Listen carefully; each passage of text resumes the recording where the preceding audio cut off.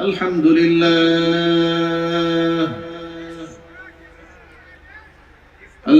لله نحمده ونستعينه ونستغفره ونؤمن به ونتوكل عليه ونعوذ بالله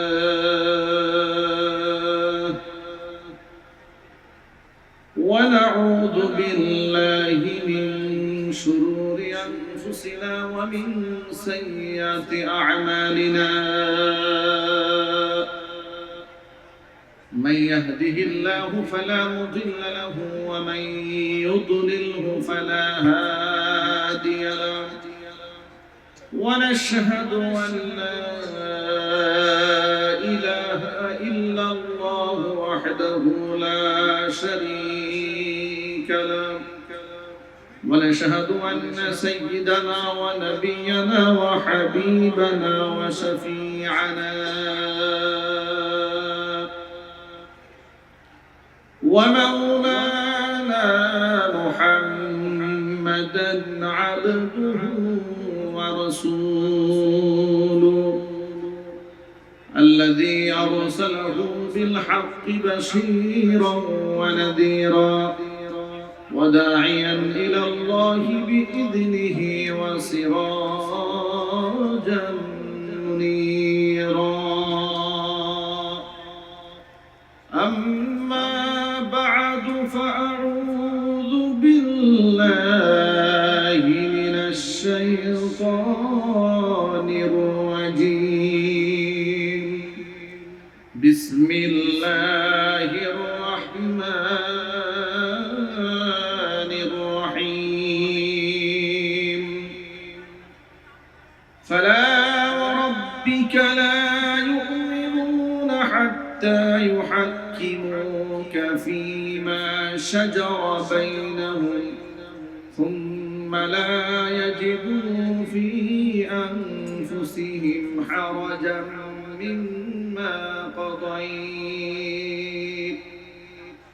حرجا مما قضيت ويسلموا تسليما وقال تعالى في شان حبيبه ومحبوبه آمرا ومخبرا إن الله وملائكته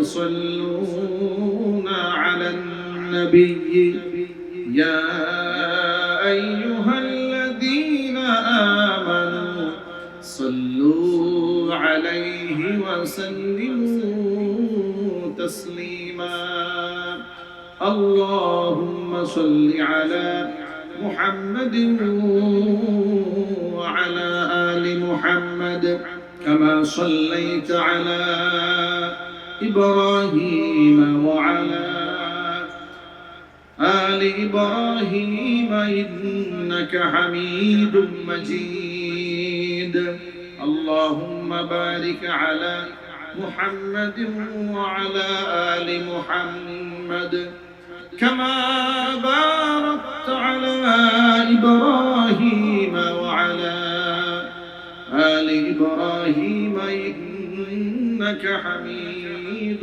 مجيد محبته জবান ছেড়ে দিয়ে সকলে মিলে কিছুক্ষণ জিকির করুন লা ইলাহা ইল্লাল্লাহ লা ইলাহা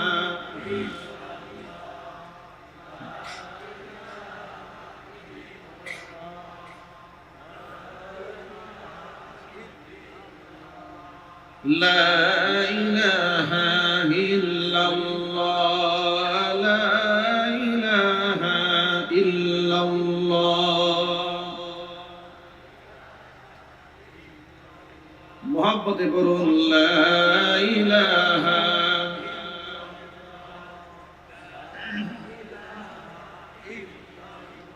لا إله إلا الله محمد رسول الله সাল্লাল্লাহু আলাইহি ওয়াসাল্লাম ঈমানের পথে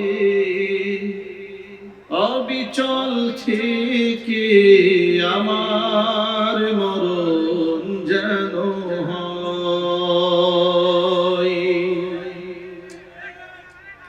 ঈমানের পথে অবিচল থেকে আমার মরণ যেন তোমারই কাছে মিনতি আমার,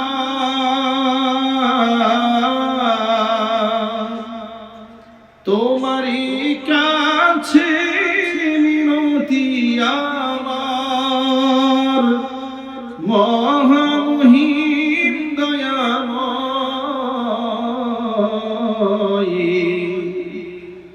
ঈমানের পথে অবিচল থেকে আমার মরণ যেন হয়।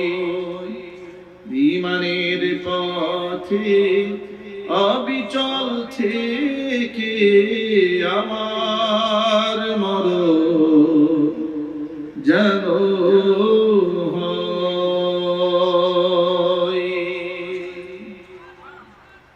সকলেই বলুন আল্লাহুম্মা আমিন।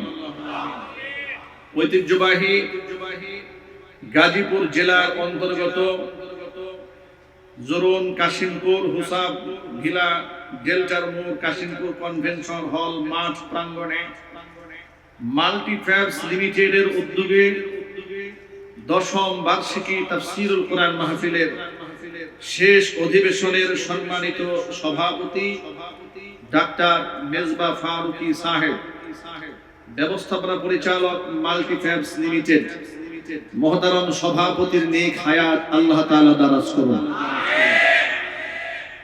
আমন্ত্রিত বিশেষ অতিথি বৃন্দ, হাজারাত উলামায়ে কেরাম, মুরব্বিয়ান ইজাম, অত্র এলাকা এবং পার্শ্ববর্তী এলাকার বিভিন্ন প্রান্ত থেকে ছুটে আসা দিন দরদি, ঈমানদার, পরহেজগার, মুত্তাকি মুসলিম ভাইরা, পর্দার অন্তরালে অবস্থানরত আমাদের সকলের শ্রদ্ধাভাজন পর্দানিশীন মা এবং বোনেরা, মহান আল্লাহ রাব্বুল আলামিনের দরবারে আলিশানে লাখ কোটি শুকরিয়া আদায় করছি যে মহান আল্লাহ রাব্বুল আলামিন জুলাই আগস্ট বিপ্লবের মধ্য দিয়ে আমাদেরকে একটি নতুন বাংলাদেশ উপহার দিয়েছেন, যেই বাংলাদেশে আমরা স্বাধীনভাবে কোরআন থেকে কথা বলার সুযোগ পেয়েছি। নির্বিঘ্নে নিশ্চিন্তে মহাগ্রন্থ আল কোরআন থেকে আলোচনা করার এই স্বাধীন পরিবেশ যে মহান আল্লাহ পাক আমাদেরকে দিলেন, সেই মহান রবের প্রতি আপনারা কি খুশি না বেজার? কম না বেশি? হৃদয়ের সবটুকু ভালোবাসার উজাড় করে শ্রদ্ধা জড়িত কণ্ঠে মহান মনিবের শেখানো ভাষায় শুকরিয়া জ্ঞাপন করছি। জবান ছেড়ে দিয়ে সকলে একযোগে বলছি আলহামদুলিল্লাহ। রব্বানা লাকাল হামদ হামদান কাসীরা তাইয়িবান মুবারাকান ফীহি ইয়া রাব্বি লাকাল হামদু কামা ইয়ানবাগি লিজালালি ওয়াজহিকা ওয়া আযীমি সুলতানিকা। মহান আল্লাহ রাব্বুল আলামিন আজকে তাফসীরুল কোরআন মাহফিলকে কবুল করুন। মাল্টিফ্যাবস লিমিটেডকে মহান আল্লাহ তাআলা কিয়ামত পর্যন্ত কবুল করুন।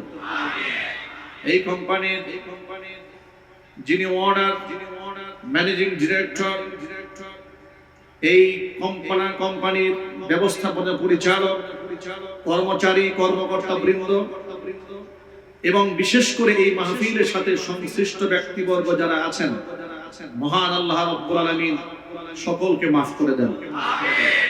এই প্রতিষ্ঠানটি আল্লাহ তাআলা আসমান জমিনের সমস্ত বালা মুসিবত থেকে হিফাজত করুন। অত্র এলাকার সমস্ত মুর্দিগানের কবরে আযাব আল্লাহ তাআলা কিয়ামত পর্যন্ত বন্ধ করে দিন। কাল হাসরের কঠিন ময়দানে আজকের এই আয়োজন মহান আল্লাহ তাআলা আমাদের সকলের নাজাতের জরিয়া হিসেবে কবুল করুন। বন্ধুগণ, কোরআন মাজিদের হাজার হাজার আয়াতের ভেতর থেকে সূরাতুন নিসা 56 নম্বর আয়াত, ছোট্ট একটি সূরা আয়াত আমি তেলাওয়াত করেছি আপনাদের সামনে। যে আয়াতে আল্লাহ তাআলা আমাদেরকে একটি মৌলিক বিষয়ে দীক্ষা দিয়েছেন। মহান আল্লাহ তাআলা তার জাত এবং সত্তার কসম করে বলেছেন, ফালা ওয়া রাব্বিক, আপনার রবের কসম, লা ইউমিনুন, তারা ততক্ষণ পর্যন্ত ঈমান আনতে পারবে না, তারা ঈমানদার হবে না। কতক্ষণ? হাত্তা ইউহাক্কিমুকা ফীমা শাজারা বাইনাহুম, নিজেদের মধ্যে অমীমাংসিত বিষয়ে, বিবাদকৃত বিষয়ে যতক্ষণ না পর্যন্ত হে নবী আপনাকে চূড়ান্ত ফয়সালাকারী না মানলে, শুধু আপনাকে ফয়সালাকারী মানলেই হবে না, আপনার ফয়সালা দেওয়ার পরে সুম্মা লা ইয়াজিদু ফি আনফুসিহিম হারাজাম মিম্মা কাদাইতা, আপনার রায়, আপনার মতামত, আপনার সিদ্ধান্ত হাসি মুখে মেনে নিতে হবে।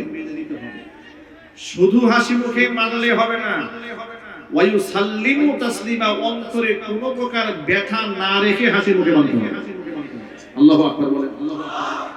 একটা হচ্ছে মেনে নেওয়া, সামাজিকতা সর্বক্ষার্থে মেনে নেওয়া, কিন্তু মন থেকে গ্রহণ না করা, এরকম করলেও ঈমানদার হওয়া যাবে না।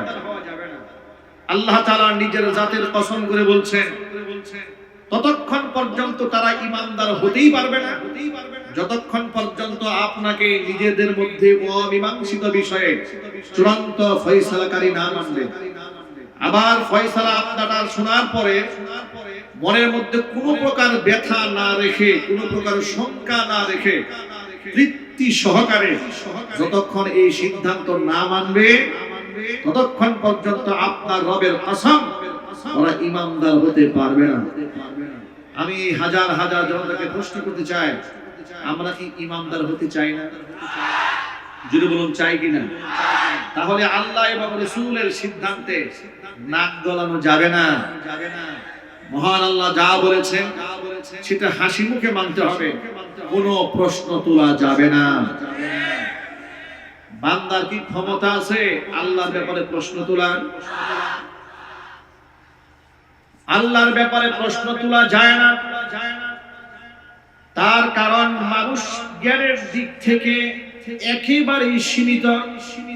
কোরআন বলেছে, ওয়ামা উতীতুম মিনাল ইলমি ইল্লা কালিলা, তোমাদেরকে খুব সামান্যতম জ্ঞান দান করা হয়েছে। নবী মূসা কালিমুল্লাহ আল্লাহর ইলমের কাছে মানুষের জ্ঞান তুলনা করতে গিয়ে বুঝিয়েছেন, শোনো, তাম পৃথিবীতে যত পানি আছে সমগ্র পানি থেকে একটা পাখি তার ঠোঁট ভিজিয়ে যতটুকু পানি নিতে পারে, তাম দুনিয়ার সমস্ত মানুষ মিলেও আল্লাহর ইলম থেকে ততটুকু নিতে পারে না। আল্লাহু আকবার বলে। সুতরাং মানুষের জ্ঞান যেখানে সীমিত সেখানে আল্লাহ তাআলার শানে, আল্লাহ তাআলার সিদ্ধান্তে কোন প্রশ্ন তোলার অধিকার মানুষকে দেওয়া হয় নাই। আল্লাহর সৃষ্টির মধ্যে সর্বপ্রথম আল্লাহ রাব্বুল আলামিনের সিদ্ধান্তের প্রশ্ন তুলেছিল শয়তান।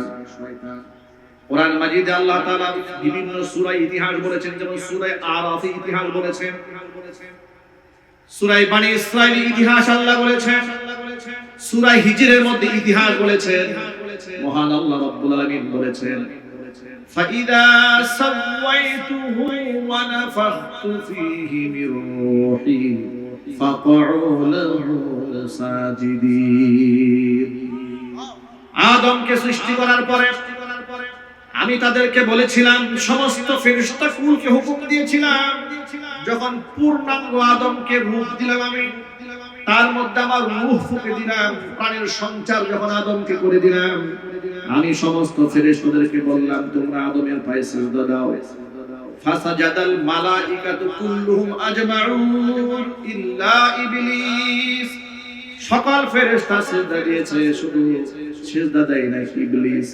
আবা আইয়াকুনা মা'আস-সাজিদিন, সিজদা দিতে অস্বীকৃতি জ্ঞাপন করলো। ডাক দিয়ে জিজ্ঞেস করলাম, ক্বালা ইয়া ইবলিসু মা লাকা আল্লা তাকুনা মা'আস সাজিদিন। কি ব্যাপার, তুমি কেন সিজদাকারীদের সাথে সিজদা দিলে না কেন? ইবলিস কি জবাব দিল আল্লাহকে জানেন? ইবলিস আল্লাহকে জবাব দিয়ে বলে, ক্বালা লাম আসজুদ ক্বালা মা আনা ক্বালা লাম আকুন লিআসজুদা লিবাশারিন খালাকতাহু মিন সালসালিম মিন হামাইন মাসনুন। হে আল্লাহ, একেবারে দুর্গন্ধময় কাদা মাটি থেকে, ওই মাটি থেকে ঠনঠনে মাটি, সেখান থেকে তুমি তৈরি করলে আদম, আর আমি হলাম আগুনের তৈরি। আগুনের তৈরি হয়ে মাটির তৈরি মানুষের পায়ে সিজদা দেব, এটা কি কথা হলো না? এটা কোনো লজিক হলো নাকি?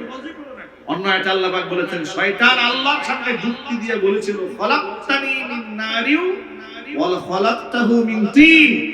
আমাকে বানিয়েছো আগুন দিয়ে, আর আদমকে বানিয়েছো মাটি দিয়ে, সুতরাং আমি আগুনের তৈরি হয়ে মাটির সামনে মাথা নত করব না। বলেন নাউযুবিল্লাহি মিন যালিক। যুক্তি স্থাপন করলো কার সামনে? সবাই জুড়ে বলেন, আল্লাহর সিদ্ধান্তে প্রশ্ন তোলার কারণে সে হয়ে গেল মালউন। এটা অনেক লম্বা ইতিহাস, ওই ইতিহাস আপনাদেরকে শোনানো আমার মূল উদ্দেশ্য নয়। আমি শুধু এই মেসেজটা আপনাদেরকে দিতে চেয়েছি, মহান আল্লাহ রাব্বুল আলামিনের ব্যাপারে প্রশ্ন তোলা যায় না। আল্লাহ নামাজের বিধান দিয়েছেন, আমরা নামাজ পড়ি। রোজার বিধান দিয়েছেন, আমরা রোজা রাখি। হজের বিধান দিয়েছেন, আমরা হজ করি। যাকাতের বিধান দিয়েছেন, আমরা যাকাত দেই। আল্লাহ তাআলা সুদকে হারাম করেছেন, সুদ থেকে বিরত থাকি। ঘুষকে তো আল্লাহ বারণ করেছেন, ঘুষ থেকে আমরা বিরত থাকি। এক বাক্যে জবাব দিয়ে বলেন, এখন কি আমাদের এই প্রশ্ন করার সুযোগ আছে? আল্লাহ, তুমি 5 ওয়াক্ত নামাজ না দিয়ে 4 ওয়াক্ত দিতা, অন্তত ফজরের নামাজটা না দিতা। কি বলেন আপনারা? যে এই শীতের রাত ফজরের নামাজ পড়া, ওযু করে ঠান্ডা পানি দিয়ে বিশাল কষ্ট হয়। আল্লাহ, কোন দুঃখে তুমি আমাদেরকে 5 ওয়াক্ত নামাজ দিলা? অন্তত পক্ষে একটা ওয়াক্ত কম দিতে। এই কথা আর এই অভিযোগ তোলার সুযোগ ভাই আমাদের আছে? আরো যে বলুন আছে। এরপরে যদি কোনো ব্যক্তি কথা বলে, গোটা দুনিয়ার মধ্যে আধুনিক সভ্যতা চতুর্দিকে ছড়িয়ে পড়েছে, ইহুদি আর খ্রিস্টানেরা চাঁদতে যাওয়া শুরু করলো। নারী পুরুষের সেখানে কোনো ভেদাভেদ নাই, পুরুষের সাথে নারী, নারীর সাথে পুরুষ পাল্লা দিয়ে চলে। অথচ আল্লাহ, তুমি আমার নারীদেরকে পর্দার বিধান দিয়েছো। পর্দার বিধান দিয়ে তুমি তাদেরকে বন্দী করে ফেলে নারীদেরকে অধিকার হরণ করেছো। জোরে বলেন নাউযুবিল্লাহ। এই কথা কি বলার কোনো গুঞ্জাইশ আছে? আরো যদি বলুন ভাই আছে? এই যে আমার সামনে কি সুন্দর ফুটফুটে চাঁদের মতো চেহারা, আমার যুবক ভাইদের চেহারার মধ্যে সুন্দর দাড়ি, কি সুন্দর আলোকিত পরিবেশে দেখা যাচ্ছে। আল্লাহ পাক আমলে বারাকা দান করুন। এই কয়েকদিন আগে দেখেছেন এক বাউল বলেছে, মুখে দাড়ি রাখে নাই, দাড়ি কামাই রেখেছে। সে বলে এক একটা দাড়ির মধ্যে 70টা ফেরেশতা থাকে, সুতরাং এত ফেরেশতার ভার আমি সহ্য করতে পারবো না, এই জন্য আমি দাড়ি রাখি না। নাউজুবিল্লাহ পড়ুন। এভাবে আল্লাহ রাব্বুল আলামিনের কোন বিধানকে, হুজুরের কোন সুন্নাহকে হাসি তামাশা করা যায়? আরো জোরে বলুন, করা যায়? আরেকজনে বললেন যে আপনারা স্টেজে উঠে যে নাচানাচি করেন, কই পাইলেন এটা? আল্লাহ তাআলা কোরআনে নাচানাচি করতে বলেছেন। কিভাবে করতে বলেছেন নাচানাচি? একটু দলিলটা শুনেন। কোরআন মাজিদ আল্লাহ তাআলা সর্বশেষ আয়াতের সর্বশেষ সূরার মধ্যে বললেন, কুল আউযু বিরাব্বিন নাস। সূরাটা আমার সব ভাইদের মুখস্থ আছে না ভাই? মাশাআল্লাহ। কার মুখস্থ আছে? হাত দিকে তো সূরাটা কার মুখস্থ আছে? মাশাআল্লাহ। সবাই আমার সাথে একটু বলবেন, কুল আউযু বিরাব্বিন নাস মালিকিন নাস ইলাহিন নাস মিন শাররিল ওয়াসওয়াসিল খান্নাস আল্লাযী ইউওয়াসওয়িসু ফি সুদুরিন নাসি মিনাল জিন্নাতি ওয়ান নাস। বলেন আমিন। হে নবী আপনি বলেন, কুল বলেন আপনি, আউযু বিরাব্বিন নাস, আউযু আমি আশ্রয় প্রার্থনা করছি, পানাহ চাচ্ছি। কার কাছে পানাহ চাচ্ছি? বিরাব্বিন নাস, মানুষের রবের কাছে। মানুষের রবকে। মালিকিন নাস, যিনি মানুষের মালিক তিনি কে? ইলাহিন নাস, যিনি মানুষের মাবুদ তিনি কে? কোথা থেকে আমি আশ্রয় প্রার্থনা করছি? মিন শাররিল ওয়াসওয়াসিল খান্নাস, ওই খান্নাসের প্রবঞ্চনা থেকে, যে খান্নাস মানুষের অন্তঃকরণে কুমন্ত্রণা দেয়। আল্লাযী ইউওয়াসওয়িসু ফি সুদুরিন নাস মিনাল জিন্নাতি ওয়ান নাস, সেই খান্নাস মানুষের ভিতর থেকে হতে পারে, জিনদের ভিতর থেকে হতে পারে। এক কথায় জিন শয়তান, মানুষ শয়তানের কুমন্ত্রণা থেকে, ওয়াসওয়াসা থেকে, চক্রান্ত থেকে, অনিষ্টতা থেকে আমরা আমাদের নবীর দরবারে পানাহ চাই। এই যে আল্লাহ তাআলা এখানে বললেন কুল আউযু বিরাব্বিন নাস, নাস মানে হচ্ছে মানুষ। নাস মানে কি? বাউল ফাউল এই কুলাঙ্গার বলে ফেললো। আল্লাহ তাআলা কোরআন মাজিদে বারবার নাসানাসি করতে বলছেন। তাই মালিকিন নাস, ইলাহিন নাস, মিন শাররিল ওয়াসওয়াসিল খান্নাস, এর বারবার নাস এসেছে। সে বলে এটা হলো নাস। আল্লাহ কোরআন শরীফে আমাদেরকে নাচতে বলেছেন। সুবহানাল্লাহ। ভণ্ডামির তো লিমিট থাকা উচিত। ঠিক না বেঠিক জোরে বলেন। মুসলমানদের দেশে ওরা সাহস পায় কি করে আল্লাহর আয়াত নিয়ে ব্যঙ্গ করতে, বিদ্রোহ করতে, তামাশা করতে? আবার বলেছে আল্লাহ এক মুখে কয় কথা বলে। ওটা কি মুখ না অন্য কিছু? নাউজুবিল্লাহ, ওটা আর মুখে আনলাম না। আল্লাহর জানে যে বাউলে এত বড় গুস্তাখি করেছে, বড় দুঃখ ভারাক্রান্ত মন নিয়ে বলি, তাওহীদি জনতার কলিজার মধ্যে আগুন লেগেছে। গোটা বাংলাদেশের তাওহীদি জনতা ফুঁসে উঠেছে, বিশেষ করে মানবগঞ্জে আলেম ওলামারা তাওহীদি জনতার ব্যানারে তারা সেখানে মিছিল করেছে, মানববন্ধন করেছে। আমাদের দেশের তথাকথিত শিশু সুশীল এবং বুদ্ধিজীবী কিছু রাজনীতিবিদদের এমন দয়া এবং মায়া শুরু হলো বাউলদের জন্য। তারা মিডিয়ার সামনে প্রকাশ করা শুরু করলো তাওহীদি জনতার ব্যানারে উগ্র ধর্মান্ধ গোষ্ঠী বাউলদের উপরে হামলা করেছে। আমরা এই হামলা তীব্র নিন্দা জানাই। ঘটনা কি করেছে শোনেন। ঘটনা হলো আবুল সরকার আল্লাহর সামনে বিয়াদবি করার কারণে আলেম ওলামারা মামলা করেছে। মুসলমানদের ভিতর থেকে এক ভাই মামলা দিল ধর্ম অবমাননা। পুলিশ তারে গ্রেফতার করলো। বাউল ভক্ত কিছু ফাউলরা তাকে যেন জামিন করা হয় এই জন্য বিভিন্ন জায়গায় আন্দোলন করলো। আলেম ওলামারা চিন্তা করলো এই তথাকথিত গণতান্ত্রিক সমাজে একটু মিছিল করলে তো জামিন দেওয়ার বহুত সুরত আছে, এটা যেন না হয়। এই জন্য আলেম ওলামারা তাওহীদি জনতার ব্যানারে এলাকার ধর্মপ্রাণ মুসলমানদেরকে নিয়ে আল্লাহর ইজ্জত রক্ষায় তারা রাজপথে নেমে মিছিল করেছে, মানববন্ধন করেছে। আলেম ওলামাদের শান্তিপ্রিয় সেই মানববন্ধনে বাধা দেওয়ার জন্য এই বাউলদের কিছু অংশ, বিপদকামী কিছু লোকেরা তারা গেছে এটাকে বাধা দিতে। এখন আপনারাই বলেন আল্লাহ রাব্বুল আলামিনকে ভালোবাসার দাবি নিয়ে যারা মাঠে নেমেছে তাদের সামনে নাস্তিক বেঈমান টিকবে? জোরে বলুন টিকবে? কারণ যারা নেমেছে তারা তো শাহাদাতের তামান্না নিয়ে আল্লাহ রাব্বুল আলামিনের ইজ্জত রক্ষায় নেমেছে। ঠিক না ঠিক? তাদেরকে প্রটেস্ট করতে আসে বেনামাজি, ঘুষখোর, বেনামাজি, কুলাঙ্গার, গাঁজাখোর। এরা আছে তাওহীদি জনতার আন্দোলনকে ঠেকাই দেবে। তাওহীদি জনতা কিছু করে নাই, ঠেকাতে গেছে, হালকা একটু ধাওয়া দিছে, দৌড়ে গিয়ে পানিতে ঝাঁপায় বসছে। হালকা থেরাপি মারে না, কি মেরেছে? হালকা। এতেই তোমাদের অবস্থা খারাপ হয়ে গেল, ঝাঁপিয়ে পড়লা পানিতে। শুধু মানিকগঞ্জের তাওহীদি জনতার ধাওয়া খেয়ে যদি পানিতে পড়ো, যদি 64 জেলার তাওহীদি জনতা ধাওয়া দেয় যাইবে তো? ঠিক না বেঠিক জোরে বলেন। এরপরে দেশের এই বুদ্ধিজীবীরা বলা শুরু করলো বাউলরা হচ্ছে এখানে বাংলাদেশের সংখ্যালঘু, অবশ্যই সবার বাক স্বাধীনতা আছে, এটা মানুষের বাক স্বাধীনতা, যা খুশি মানুষ বলতে পারে। আমি আমার প্রতিবাদের ভাষায় বলেছি, আপনার বাক স্বাধীনতা আছে, আপনি যা মনে চাই তাই বলুন। ইসলাম বাক স্বাধীনতা দিয়েছে, কিন্তু বাক স্বেচ্ছাচারিতা দেয় না। আর আপনারা যেটাকে বাক স্বাধীনতা বলেন, পৃথিবীর কোন সভ্য দেশে এগুলাকে বাক স্বাধীনতা বলে না। আপনি আমেরিকার কথা বলেন, ইউরোপের কথা বলেন, সেখানে গিয়ে আপনি ঈসা আলাইহিস ইসলামের বিরুদ্ধে একটা কথা বলে দেখুন, যিশু খ্রিস্টের বিরুদ্ধে একটা কথা বলে দেখুন, সেই সমস্ত এলাকার মধ্যে ধর্ম অবমাননার সর্বোচ্চ শাস্তি মৃত্যুদণ্ডের রায় রয়েছে। আপনি সেখানে কিছু করতে পারবেন না। আল্লাহরে গালি দিল, বাক স্বাধীনতা খুঁজে পান।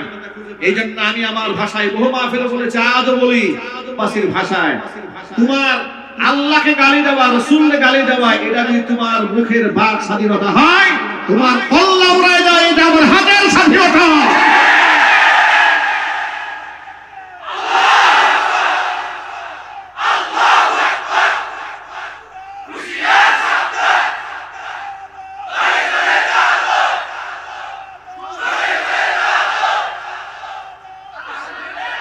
আমার প্রিয় যুবক ভাইরা, আমি সকলের কাছে উদাত্ত আহ্বান জানাই, রাজনৈতিক মাঠে কে কোন দল করবেন সেটা নিয়ে আমি ইন্টারফিয়ার করতে চাই না।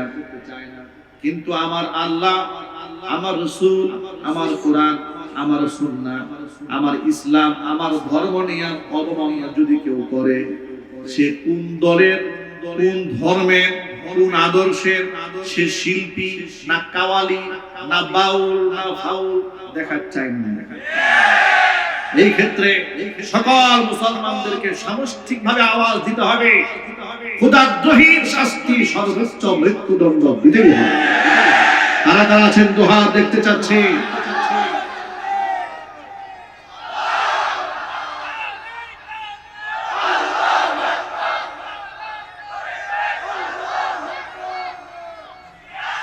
মহান আল্লাহ রাব্বুল আলামিনের সিদ্ধান্তে চ্যালেঞ্জ করা যায় না। সূরাতুন নিসার এই 65 নম্বর আয়াত নাযিল হওয়ার প্রেক্ষাপটটা একটু শুনেন। আল্লাহ তাআলা একটা কেন নাযিল করলেন? একজন মুসলমান আর একজন ইহুদির মধ্যে দ্বন্দ্ব লেগেছে। দ্বন্দ্ব নিরসনের জন্য তারা বিচার নিয়ে গেল হযরত আবু বকর সিদ্দিক রাদিয়াল্লাহু তাআলা আনহুর কাছে। প্রথমতে গিয়েছে মুহাম্মদ সাল্লাল্লাহু আলাইহি ওয়াসাল্লামের কাছে। আল্লাহর নবী সবকিছু শুনে নিলে ওই ইহুদির পক্ষে রায় দিয়ে দিয়েছে, মুসলমানের পক্ষে রায় দেয় নাই। কারণ আল্লাহর নবী তামাম দুনিয়ার সকল মানুষের জন্য মডেল এবং আদর্শ। যিনি বিচার ফয়সালা করতে গিয়ে কখনো দেখবেন না এটা তার ধর্মের কিনা, এটা নিজের কিনা, এটা নিজের সাথী কিনা। যদি নিজের মতের হয় পক্ষে দেবেন, নিজের মতের বিরুদ্ধে হলে বিরুদ্ধে দিবেন। এমন কোন রায় নবীজি দুনিয়াতে দেন নাই। জোরে বলেন সুবহানাল্লাহ। ভাইরা আমার, এইজন্য আমার ভাইদেরকে বলি, তামাম দুনিয়ার সকল তন্ত্র মন্ত্র বাদ দিয়া জমিনের মধ্যে ইসলাম প্রতিষ্ঠার আন্দোলন করতে হবে, দ্বীন প্রতিষ্ঠার আন্দোলন করতে হবে। ইসলাম যদি প্রতিষ্ঠিত হয়ে যায়, আল্লাহর কসম, আল্লাহর কসম, মানুষ তো দূরের কথা, একটা প্রাণীও মাজলুম হবে না। কয়েকদিন আগে দেখেছেন না, পাবনাতে এক সরকারি কর্মকর্তার স্ত্রী এক কুকুরের বাচ্চা জন্ম নিয়েছে 8টা। এই 8টা কুকুরের বাচ্চাকে বস্তায় বেঁধে পানিতে ফেলে দিয়েছে। এরকম একটা নির্যাতন তার ছোট্ট ছোট্ট কুকুরের বাচ্চার উপরে, তার এমন নিষ্ঠুর আচরণ তিনি করলেন কি করে? প্রশাসন তারে গ্রেফতার করল। কুকুরের বাচ্চারা পাগলের মতো ঘুরে বেড়ালো। কারণ মায়ের যে আবেগ, ভালোবাসা, এটা শুধুমাত্র আল্লাহ তাআলা মানুষকে দিয়েছেন তা নয়, পশুর মধ্যেও মাতৃত্বের মহব্বত আল্লাহ দান করেছেন। সুবহানাল্লাহ। ইসলাম যদি প্রতিষ্ঠিত হয়ে যায়, প্রাণীকুল নিরাপত্তা পাবে। ছোট্ট একটা হাদিস শোনাই। নবী করিম সাল্লাল্লাহু আলাইহি ওয়াসাল্লাম বলেছেন, হাদিস বুখারীতে আছে, এক খারাপ মহিলা রাস্তা দিয়ে হেঁটে যাচ্ছে মরু প্রান্তরে। এমন সময় মহিলা দেখতে পেল ক্ষুধা এবং তৃষ্ণায় একটা কুকুর, মৃত্যু পথের যাত্রী, জমিনের মধ্যে হামাগুড়ি দিচ্ছে, ছটফট করছে। দৃশ্য দেখে মেয়েটার মায়া লেগেছে কুকুরের উপরে। মেয়েটা মনে মনে ভাবলো, যদি কুকুরটাকে একটু পানি পান করাতে পারতাম, একটু খাবার দিতে পারতাম, কুকুরটা প্রাণে বেঁচে যেত। কিন্তু খাবার পানি পাবো কোথায়? বহুত খোঁজাখুঁজি করে দেখতে পেল অদূরে একটা কুয়া আছে। কুয়ার পানি বের করা এত সহজ ছিল না। গায়ের উড়নাটাকে রশি বানিয়ে আরবের মেয়ে পায়ের চামড়ার মোজাটাকে বালতি বানিয়ে কষ্ট করে পানি বের করে তৃষ্ণার্ত বৃষ্টিপথের যাত্রী কুকুরের মুখের মধ্যে পানিটা তুলে দিয়েছে। কুকুর পানি বেঁচে গেল, লেজ লড়াতে শুরু করলো, কৃতজ্ঞতা আদায় করলো। এই দৃশ্য মহান রব্বুল আলামিন দেখেছেন। তামাম দুনিয়ার কেউ যেখানে দেখতে পান না, সেখানে কে দেখতে পান? নবী সাল্লাল্লাহু আলাইহি ওয়াসাল্লামের কাছে জিবরিল পাঠিয়ে দিয়ে আল্লাহ পাক জানিয়ে দিলেন, আমার হাবিব, এই মহিলাটি সারা জীবন খারাপ কাজ করেছে, কিন্তু আমার একটা অবলা প্রাণীর উপরে দয়া করার কারণে, তাকে পানি পান করিয়ে জীবনটা ফিরিয়ে দেওয়ার কারণে, মৃত্যু পথ থেকে বাঁচিয়ে দেওয়ার কারণে আমি আল্লাহ তাআলা মহিলার জিন্দেগীর সমস্ত গুনাহ খাতা মাফ করে তাকে আমি জান্নাতি বানিয়ে দিয়েছি। পক্ষান্তরে তিরমিজি শরীফের আরেকটা হাদিসের মধ্যে এসেছে, এক নামাজি মহিলা ঘরের ভিতরে বিড়ালকে আটকে রেখেছিল। বিড়ালের অপরাধ ছিল তার খাবারের মধ্যে মুখ দিয়েছিল। এই শাস্তি স্বরূপ বিড়ালকে বেঁধে রেখেছে, খাবার দেয়নি, পানিও দেয় নাই, বাহিরে ছেড়েও দেয় না, পোকামাকড় খেয়ে বসবাস করবে। তিল তিল করে কষ্ট দিয়ে বিড়ালটাকে হত্যা করেছে। নবী করিম সাল্লাল্লাহু আলাইহি সাল্লামকে জিবরাইল মারফত আল্লাহ পাক জানায় দিলেন, আমার হাবিব, যে মহিলাটি তাহাজ্জুদের নামাজও পড়ে, পরহেজগার মহিলা, কিন্তু একটা বিড়ালকে কষ্ট দিয়ে তিল তিল করে হত্যা করেছে, ওর সারা জিন্দেগীর সমস্ত আমলগুলো বরবাদ করে দিয়া মহিলাকে আমি জাহান্নামে বানিয়ে দিয়েছি। যদি বলে নাউজুবিল্লাহ। আমরা এমন একটা ধর্ম পেয়েছি, মহান আল্লাহ তাআলা আমাদেরকে এমন একটা দিন, এমন একটা জীবন ব্যবস্থা উপহার দিয়েছেন, সেখানে শুধু মুসলমানের মর্যাদাকে সংরক্ষণ করা হয়েছে তা নয়, অমুসলিমের মর্যাদাও সংরক্ষিত আছে। এমনকি মানব সভ্যতার মর্যাদা শুধু নয়, পশুর হকও সেখানে সংরক্ষিত রয়েছে। জোরে বলেন সুবহানাল্লাহ। এই জন্য আমার সব সময় সব মাহফিলে এই কথাটা বলার চেষ্টা করি, প্রিয় ভাইরা আমার, জীবনের সকল ক্ষেত্রে ইসলাম যদি প্রতিষ্ঠিত না হয়, সমাজের মধ্যে ইনসাফ প্রতিষ্ঠিত হবে না। সমাজের মধ্যে ইনসাফ আনতে গেলে কোরআন সুন্নাহর শাসন ব্যবস্থা জমিনে কায়েম করতেই হবে। ঠিক কিনা বলেন? নবী করিম সাল্লাল্লাহু আলাইহি ওয়াসাল্লাম ইহুদি আর মুসলমানের সবকিছু শুনে রায় দিলেন কার পক্ষে?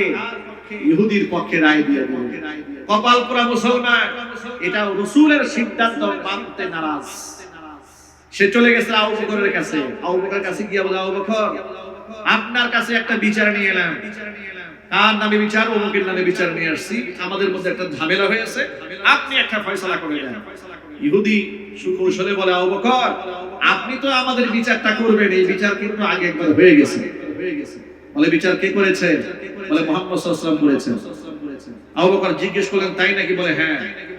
তা আল্লাহর নবী রায় দিয়েছেন, তুমি আবার আমার কাছে সেকেন্ড টাইম একই বিচার নিয়ে এলে? তিনি বললেন, আবু বকর, আপনি শিক্ষিত মানুষ, আপনি একটু বিষয়টা ভালো করে একটু বিবেচনা করেন।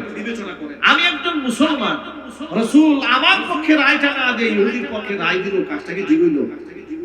নাউজুবিল্লাহ পড়ে। ভাইরা আমার, হযরত আবু বকর বলেন, আল্লাহর নবী যেখানে সিদ্ধান্ত দিয়ে ফেলেছেন, সেখানে আমি আবু বকরের সিদ্ধান্ত দেওয়ার কোনো সুযোগ নাই, বের হয়ে যাও আমার কাছ থেকে। তার কাছ থেকে বের হয়ে চলে গেছে হযরত ওমরের কাছে। কপাল কত খারাপ দেখেন। ওমর রাদিয়াল্লাহু তাআলা আনহু প্রথমে শুনলেন, কথাগুলো শোনার পরে বললেন, আল্লাহর নবী যেখানে রায় দিয়ে দিয়েছেন, হুজুরের রায় তুমি সন্তুষ্ট হয়ে যাও। লোকটা বলে, ওমর, আপনি একজন জ্ঞানী মানুষ, আপনি একটু দেখেন, একটু বিবেচনা করেন, আমি একজন মুসলমান, আমার পক্ষে রায়টা না হয়ে চলে গেছে ইহুদির পক্ষে, এটা কোনো কথা হলো নাকি? ওমর রাদিয়াল্লাহু তাআলা আবার বললেন, আল্লাহর নবী যে রায় দিয়েছেন মেনে নাও। সে বলে, না, আপনি আরেকটা করে একটু বিবেচনা করেন। বারবার পিরাপিরি করছে। ওমর বললেন, তাহলে একটু দাঁড়াও, আমি ঘর থেকে রায় নিয়ে আসতেছি। বাহিরে দাঁড়িয়ে আছে হযরত ওমর, ঘরের মধ্যে ঢুকলেন, তলোয়ার নিয়ে এলেন। এবার বললেন, আল্লাহর নবী রায় ঘোষণা করার পরেও যে ব্যক্তি সন্তুষ্ট হতে পারে না, আমার কাছে বারবার রায় চায়, সেই ব্যক্তির সিদ্ধান্ত আমি তো মুখ দিয়ে দেই না, আমি দেই হাত দিয়া। এই কথা বলে আল্লাহু আকবার বলেছে, চিৎকার করে আওয়াজ দিয়ে একটা আঘাত করেছে তার দেহের মধ্যে, দেহ থেকে কল্লাটা বিচ্ছিন্ন করে ফেলে দিয়েছে। গোটা মদিনার মধ্যে মুনাফিকরা শুরু করলো, মুনাফিকরা বলা শুরু করলো, এটা কেমন ধর্ম, এটা কেমন আদর্শ, নিজের দলের লোকদেরকে নিজেরাই মারে। চতুর্দিক থেকে শুরু হয়ে গেল, মুসলমানকে হত্যা করেছে। আল্লাহ তাআলা হযরত ওমর রাদিয়াল্লাহু তাআলা আনহুর সিদ্ধান্তের উপরে কোরআন মাজিদ আয়াত নাযিল করে বলে দিলেন, ওমর কোন মুসলমান হত্যা করে নাই। আমি আল্লাহ এবং আমার রাসূলের সিদ্ধান্তে কেউ যদি প্রশ্ন তুলে, তাহলে সেই ব্যক্তি মুসলমান থাকে না, সেই ব্যক্তি মুনাফিক হয়ে যায়। এবার আমি আপনাদের কাছে জানতে চাই, এই আয়াত থেকে কি শিক্ষা গ্রহণ করলেন? আল্লাহ যে বিধান দিয়েছেন সেখানে মুসলমানদের ইন্টারফেয়ার করার কোনো সুযোগ আছে? আরো জোরে বলেন। এই আয়াতের সাথে মিলিয়ে সূরা আহজাবের 36 নম্বর আয়াতটা খেয়াল করেন।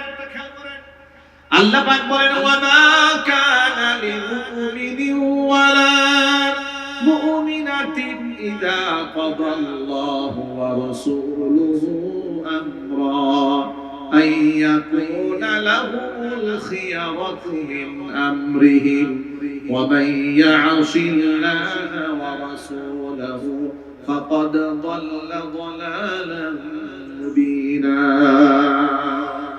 আমি আল্লাহ এবং আমার রাসূল যদি কোনো সিদ্ধান্ত দিয়ে ফেলে, সেই সিদ্ধান্তটি তামাম দুনিয়ার কোনো ইমানদার নারী পুরুষের নিজস্ব মতামত ব্যক্ত করার কোনো অধিকার নাই। যদি কোন আল্লাহু আকবার। ভাইরা আমার, তাহলে নামাজের বিধান কে দিয়েছেন? জোরে বলেন। রোজার বিধান কে দিলেন? হজের বিধান কে দিয়েছেন? পর্দার বিধান কে দিয়েছেন? যদি আল্লাহ তাআলা পর্দার বিধান মা বোনদেরকে দিয়ে থাকেন, পুরুষদেরকে দিয়ে থাকেন, তাহলে সেই পর্দা খুশিটা নিয়ে যদি কেউ প্রশ্ন তোলে, তার ঈমান আছে? এই যে বর্তমান সমাজে বেগম রুকিয়াকে নিয়ে গোটা বাংলাদেশের বুদ্ধিজীবী মহলে আগুন লেগে গেছে। রাজশাহী বিশ্ববিদ্যালয়ে সেখানকার বিজ্ঞান বিভাগের একজন শিক্ষক মাহমুদুল হাসান, পদার্থ বিজ্ঞানের শিক্ষক, তিনি লিখেছেন বেগম রুকিয়া হচ্ছে নাস্তিক, সে হলো কাফের। এটা ফেসবুক স্ট্যাটাস লেখার কারণে বাংলাদেশের সিনিয়র রাজনীতিবিদ, এমনকি বাংলাদেশের তথাকথিত বাম এবং রামেরা, তথাকথিত নারীবাদীরা ক্ষিপ্ত হয়ে গেল। একজনে ফেসবুকে লিখেছে, আমি নামটা বলবো না, অনেক বড় একটাকে আপনারা চিনবেন। তিনি ফেসবুকে লিখেছেন যে তিনি কি আসলেই পদার্থ বিজ্ঞানের শিক্ষক নাকি নিজেই অপদার্থ। বেগম রুকিয়াকে তিনি কেন মুরতাদ বললেন, কেন কাফের বললেন? অথচ এই বেগম রুকিয়া নাকি নারী জাতির অগ্রগতির দূত। নাউজুবিল্লাহ পড়েন। আমি আপনাদেরকে তার রচনাবলী আমি বেশ কয়েকটা ঘাটাঘাটি করেছি। রচনাবলীর মধ্যে নারীদের পর্দার ব্যাপারে তার যে পরিমাণ ঘৃণা, যে পরিমাণ বিদ্বেষ, সে বলেছে ইসলাম নারীদেরকে যে পর্দা কুশিতার কথা বলে, আর যে পর্দার বিধানগুলো দেশের মহিলারা মেনে চলে, এই পর্দার মাধ্যমে নারীদেরকে গৃহবন্দী করা হয়েছে। নাউজুবিল্লাহ, জোরে পড়ুন। এখানে শেষ নয়, মহিলা আরো বলেছে যে কোন এক ঘরে নাকি বুরকা পরা কোন মহিলা ঢুকেছে রাতের বেলায়, বাচ্চারা নাকি ভূত বলে ভয় পেয়েছে। মানে বুরকা পরা মহিলাদেরকে ভূতের সাথে তুলনা করেছে। কেউ 2 নাম্বার। 3 নাম্বার, সে বলেছে যে কোন এক রেল স্টেশনে টিটি মাস্টার তিনি আসলেন, আসার পরে হাজী সাহেবকে ডেকে বলে, হাজী সাহেব, লোক চলাচল করবে, আপনার বস্তা করে একটু শোনান। হাজী সাহেব নাকি বলেছে, এগুলো তো বস্তা না, এগুলো আমাদের ঘরের মহিলারা। এরপরে টিটি মাস্টার বলে, মহিলা মানে আপাতমস্তক বোরকায় ঢাকা, হাত মোজা পা মোজা পরা। তখন নাকি টিটি মাস্টার এদেরকে লাথি মেরে দেখেছে এরা আসলে মানুষটা বস্তা। আপনি একটু চিন্তা করেন, ইসলামের নারীদের পর্দার বিধানের উপরে কেমন ঘৃণা থাকলে এমন কাল্পনিক গল্প, মিথ্যা গল্প, গাঁজাখুরি গল্প জাতিকে শিখিয়ে দিয়েছে, সে নাকি হয়ে গেছে নারী জাতির অগ্রগতির দূত। নাউজুবিল্লাহ পড়েন। আমি আমার সকল ভাইদেরকে বলিষ্ঠ কণ্ঠে বলতে চাই, নারী জাতির অগ্রগতির দূত হচ্ছে আমাদের মা উম্মুল মুমিনিন মা আয়েশা সিদ্দিকা রাদিয়াল্লাহু তাআলা আনহা। ঠিক না? ঠিক জোরে বলেন। মুহাদ্দিসা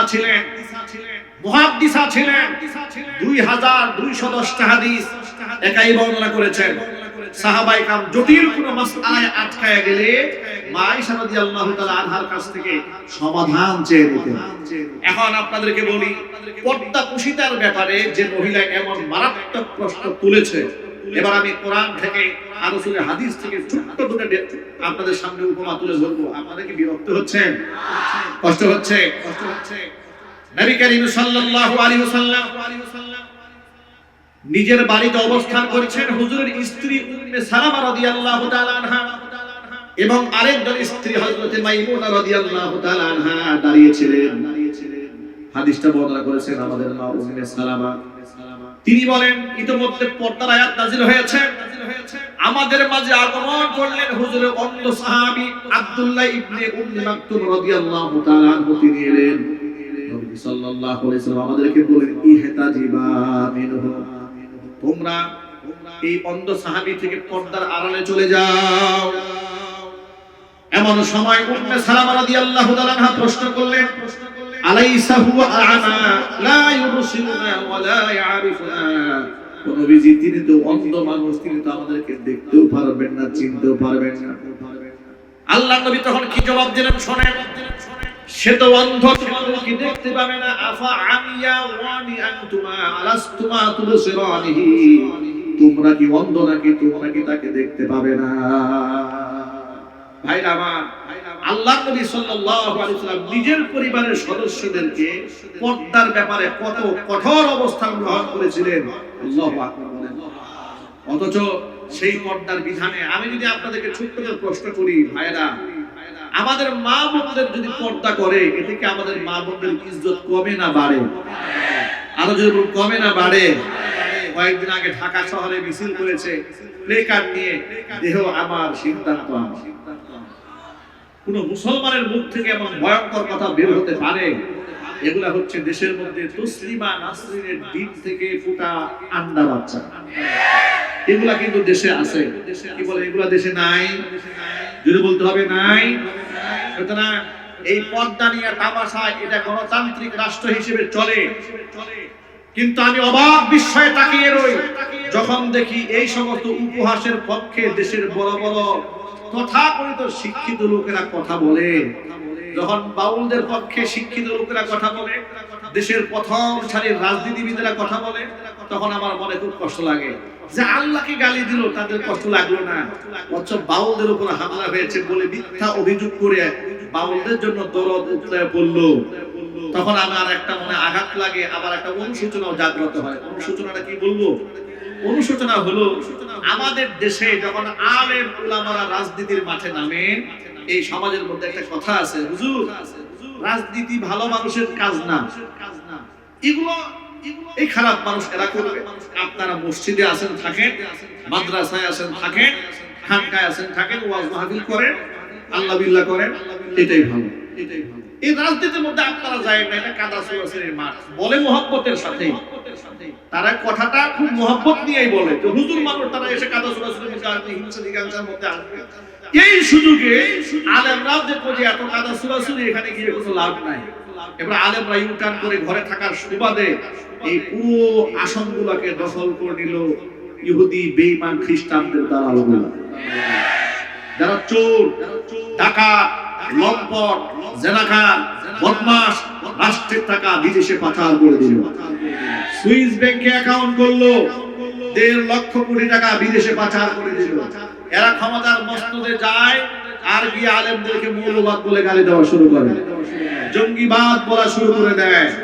ওই যে কিশোরগঞ্জের ফজু পাগলা কয়েকদিন আগে বলেছে, ফজু পাগলা বলেছে যে আমি মা বোনদেরকে বলবো, মায়েরা বোনেরা, তোমরা মোল্লা মৌলবি মুন্সি আলেম আমাদের সন্তান তোমাদের গর্ভে ধারণ করো না। আলেমদের উপর এত বিদ্বেষ যা, তাকে কি মুসলমান বলার কোনো সুযোগ থাকে? চিৎকার দিয়ে বলতে হবে থাকে। হুজুর পাগলাকে বলতে চাই, জুলাই আগস্ট পরবর্তী বাংলাদেশ এটা স্বৈরাচারের তৈরি করা বাংলাদেশ নয়। স্বৈরাচার আলেম বিদ্বেষী বক্তব্য দিয়েছে, আলেমদেরকে জেলখানায় নিয়েছে, ফাঁসির মঞ্চে উঠিয়েছে, আলেমদের মাহফিলগুলো বন্ধ করে দিয়েছে। গোটা বাংলাদেশের আলেম সমাজের মধ্যে 144 ধারা জারি করেছিল। মহান আল্লাহ তাআলা ওদের জীবনের মধ্যে 144 ধারা জারি করে রাষ্ট্রপতির ঘাড় ধাক্কা দিয়ে বের করে দিয়েছে।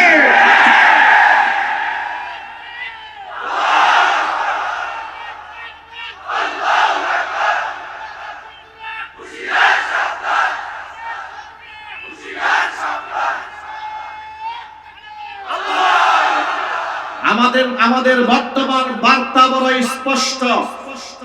আমরা এই ময়দানে আর নাস্তিক, বেঈমান, খোদাদ্রোহীদেরকে আমরা ছেড়ে দেব না। ঠিক না ঠিক? সিদ্ধান্ত চূড়ান্ত। আলেম, উলামা, তাওহীদি মুসলমান যেখানে থাকবে এবং আলেমদের নেতৃত্বে নতুন একটা বাংলাদেশ গড়তে হবে। আমরা একটা সুপার নিয়ে ঝাঁপিয়ে পড়তে চাই। আগামীর বাংলাদেশ কোরআনের বাংলাদেশ, আগামীর বাংলাদেশ ইসলামের বাংলাদেশ, আগামীর সংসদ কোরআনের সংসদ কায়েম হবে ইনশাআল্লাহ।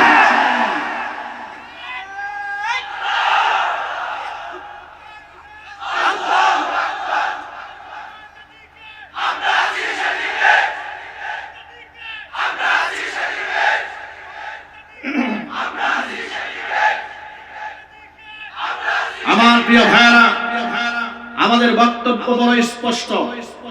ঈমান এবং তাকওয়ার ক্ষেত্রে কোনো আপোষ চলবে না। ঠিক না ঠিক? আলেম উলামা কি দেশের শত্রু? প্রিয় ভাইরা, একটু জোর আওয়াজে বলতে হবে। আলেমরা কি দেশের শত্রু? আলেমরা কি খুনি? আলেমরা কি ডাকাত? আলেমরা কি রাষ্ট্র চালাতে পারবে না?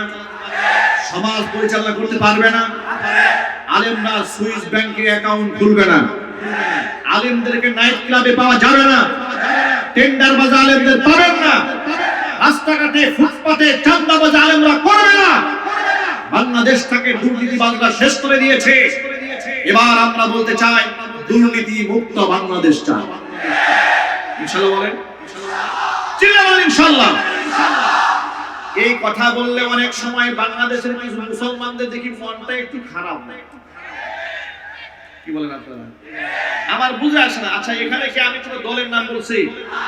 আমি তো একজন আলেম হিসেবে এই কথাই বলবো যে ভাই, ইসলাম যেখানে আমরা থাকবো সেখানে, কোরআন যেখানে আমরা থাকবো সেখানে, আল্লাহ তাআলা যে বিধিবিধান দিয়েছেন আমরা সেদিকেই হাঁটবো। কোন দলের নাম কি বলেছি? এরপরেও কিছু লোকেরা কষ্ট পান। এতে কি আমাদের কিছু করার আছে? কিছু লোকেরা যদি এরপরেও কষ্ট পান, আমাদের কি কিছু করার আছে? আমরা এই ক্ষেত্রে নিরুপায়, আমাদের কিচ্ছু করার নাই। কোরআন আছে যেখানে, আমরা থাকবো সেখানে। ইনশাআল্লাহ বলেন। নামাজের ব্যাপারটা একটু লক্ষ্য করেন। নারীবাদীরা গোটা সমাজের মধ্যে ধোঁয়াশা তৈরি করে রেখে দিয়েছে। ইসলাম নাকি নারীদেরকে ঠকিয়েছে। আল্লাহর কসম করে বলি, ইসলাম নারীদের ঠকায় নাই। নবী করিম সাল্লাল্লাহু আলাইহি ওয়াসাল্লাম হাদিসের মধ্যে বলেছেন, তিনটি জিনিস আমার কাছে আল্লাহর পক্ষ থেকে প্রিয় করা হয়েছে।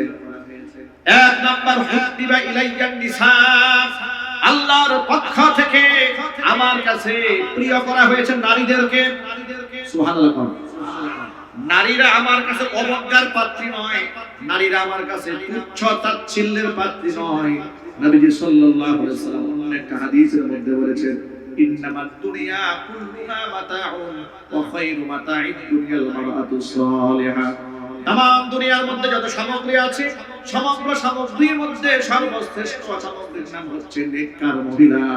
तमाम পৃথিবীর সমস্ত হীরা জহরত স্বর্ণ এক পাল্লায় দিলেও একটা নেককার মহিলার সমতুল্য হবে না। আমি এখানে জুমলাই মুতারেজা হিসেবে প্রাসঙ্গিক আমি এখানে ছোট্ট একটা কথা বলতে চাই, যেখানে অনেক যুবকের এখানে আছেন। ইদানিং আমরা দেখতে পাচ্ছি অনলাইন সোশ্যাল মিডিয়াতে অনেক যুবক নিজের স্ত্রীর সাথে ভিডিও করে এগুলো ফেসবুকে আপলোড করে, টিকটক রিলস বানায়, আবার নাম দিয়েছে কাপল ব্লগার। আল্লাহর কসম, এগুলো কাপল ব্লগার না, এগুলো হচ্ছে কাপল জেনাকার। ঠিক না ঠিক বলেন? আমাদের যুব সমাজের ঈমান, আমল, চরিত্রগুলোকে জাহান্নাম বানায় দিচ্ছে।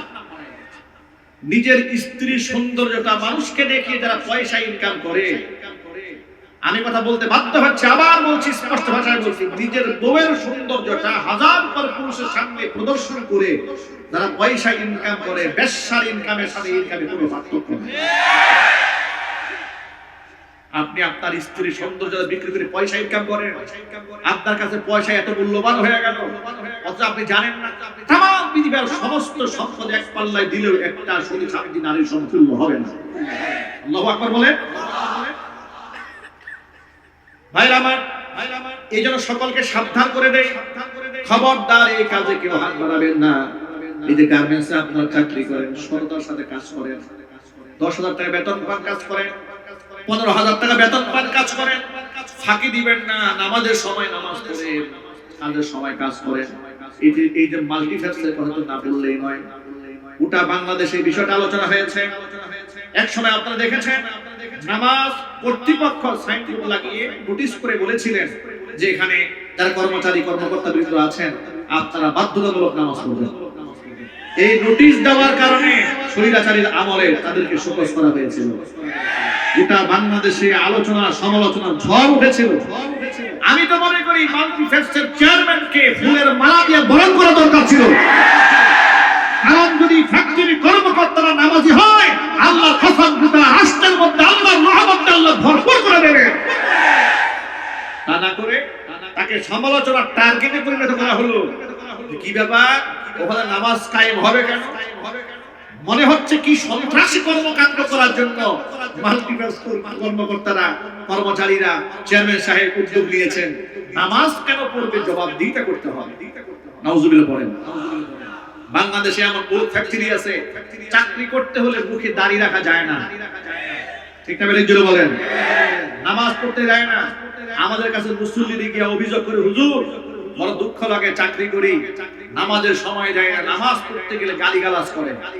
সেই জায়গায় তারা নামাজের আয়োজন করেন। প্রত্যেক বছর আল্লাহর কোরআনের মঞ্চ সাজিয়ে আপনাদেরকে বরেণ্য আলেমদেরকে দাওয়াত দিয়ে কোরআনের কথা শোনান।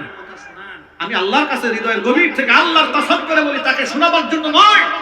যখন তার সাথে আমার সম্পর্ক ছিল না, তখন আমি মাহফিলে মাহফিলে তাদের জন্য দোয়া করেছি। আল্লাহর ভালোবাসায় আমাদের মহব্বত হয় আল্লাহর জন্য। কথা ঠিক না? বেরিয়ে জোরে বলেন।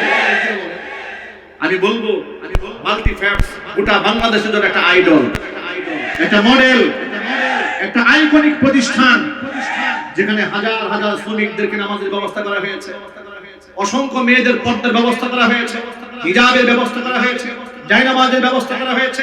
প্রত্যেক বছর বিশাল কোরআনের মঞ্চ সাজিয়ে আল্লাহর কোরআন প্রেমিক মাসুক মানুষদের হৃদয়ে তামান্না কোরআন পিটিয়ে অন্তরে কোরআনের নূর পয়দা করে দেওয়ার প্রচেষ্টা যারা চালাচ্ছে, মহান আল্লাহ তাআলা যেন আজমতের সাথে একেবারে কিয়ামত পর্যন্ত এই কর্তৃপক্ষকে ওয়ারিশ সূত্রে ধারাবাহিকতা বজায় রাখার তৌফিক দান করেন। জোরে বলেন আমিন। এই প্রতিষ্ঠান ছিল, আছে, থাকবে। এই মাহফিলও ছিল, আছে, থাকবে ইনশাআল্লাহ। কোন ষড়যন্ত্র করে এই মাহফিল বন্ধ করা যাবে না। এই মাহফিল বন্ধ করা যাবে, একটু জোরে বলতে হবে, যাবে। যদি কোনো চক্রান্ত করা হয় মাহফিলের ব্যাপারে, বন্ধ করার কোনো ষড়যন্ত্র করা হয়, সেই ষড়যন্ত্রকে রুখে দেওয়ার জন্য সকল মুজাহিদ মুসলমানকে ঐক্যবদ্ধ থাকতে হবে। রাজি আছেন? আমি দোয়া করতে যাচ্ছি।